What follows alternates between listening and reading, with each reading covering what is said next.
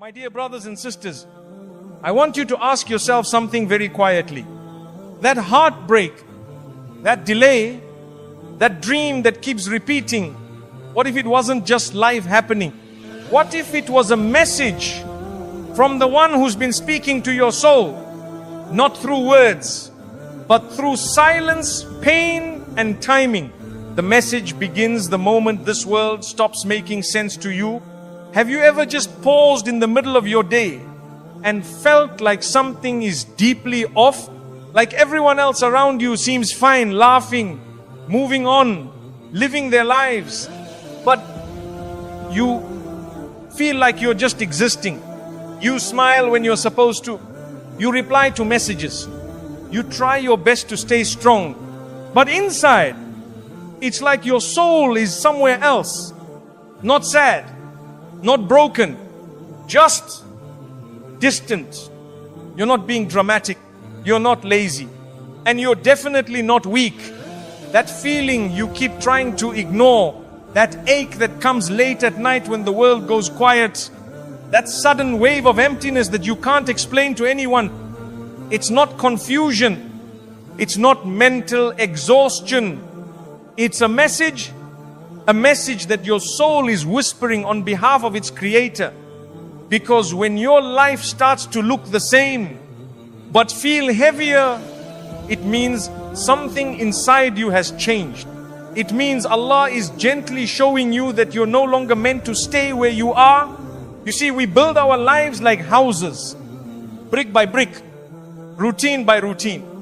We find comfort in familiar things, the same people, the same goals, the same habits. But one day, the house that once felt safe starts to feel like a cage. And that's the moment.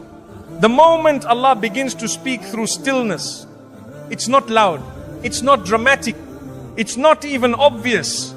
It's a subtle disconnection. A whisper that says, this version of your life was good for who you were, but not for who I'm turning you into. Because here's what most people don't realize. Growth doesn't always start with motivation. Sometimes it starts with discomfort. Allah won't always pull you out of a place by force. Sometimes He lets your heart grow restless. He lets your chest feel tight in places where you used to feel peace. He lets conversations feel shallow. He lets you wake up feeling like something is missing even if everything around you looks fine. Why? Because He knows if you're too comfortable, you'll never move. So He removes the comfort and replaces it with spiritual tension. It's His way of calling you higher, of preparing your heart for a life you didn't even know you were capable of living. So, if your days have started feeling dull, if your heart feels out of sync with your surroundings, if you feel tired, but not just physically tired in your soul, don't ignore it. That's not burnout. That's not depression. That's not just stress. That's a sacred signal, a divine invitation, a message from Allah that He's calling you out of who you were and guiding you toward who He created you to be. Allah doesn't wait for you to collapse before He sends you signs. He starts speaking the moment you're still enough to notice what no one else sees. And that quiet ache in your chest, that discomfort you feel in your spirit, it's not weakness. It's the soul saying, I'm ready to grow, but I can't do it here. Not in this environment, not in this mindset, not with this routine. It's not a breakdown. It's a spiritual breakthrough. You're not being broken. You're being rewritten. And Allah is the one guiding that shift. So take a breath, pause, reflect. Don't run from the discomfort. Don't numb it. Don't silence it. Don't explain it away. Sit with it. Because it's not your enemy. It's a messenger. And the message is this: you've outgrown this level of your life. I have more for you. But you must listen with your soul. And the moment you start to listen is the moment your real journey begins. The one you thought was your answer was just Allah's way of awakening you You thought they were the answer, the gift, the one who would finally bring peace to your heart. You made dua and they entered your life. You smiled more. You felt seen. You thought, this is it. This is what I was waiting for. Everything about them felt like a blessing until it didn't.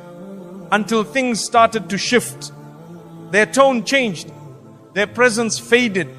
And the one who felt like a dream slowly became your deepest pain. You asked yourself, what happened? How could Allah give me something so beautiful and then take it away?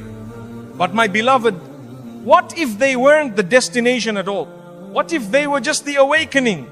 Because not every beautiful thing is meant to stay.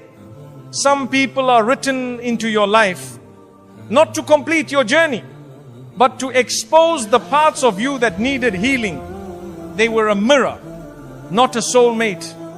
They were the turning point, not the ending. You didn't lose them. You were shown something through them. Through the love, through the closeness, through the disappointment. Allah was showing you things you would have never seen on your own. He was teaching you, this is how deeply you can feel. This is where your wounds live. This is the part of you that still needs me more than anyone else. You see, sometimes Allah allows someone to enter your life, not to stay forever, but to shake your heart awake. Because without that person, you wouldn't have looked inward. You wouldn't have questioned your patterns. You wouldn't have noticed what you were settling for. That person who pulled away was pulling you back to Allah, back to your center, back to your real worth. And yes, I know it hurts. It still does. You gave so much. You trusted. You believed in what could have been. But Allah doesn't waste tears. He doesn't let your heartbreak be in vain. Sometimes He gives us a glimpse of something beautiful, so that when it's taken, we start longing for the source of all beauty, not the temporary reflections of it. Because no person, no matter how perfect they seem, can give you the kind of peace your soul is truly craving. That type of peace only comes when you build your closeness with Allah first. And maybe that was the real message all along. They didn't come to heal you.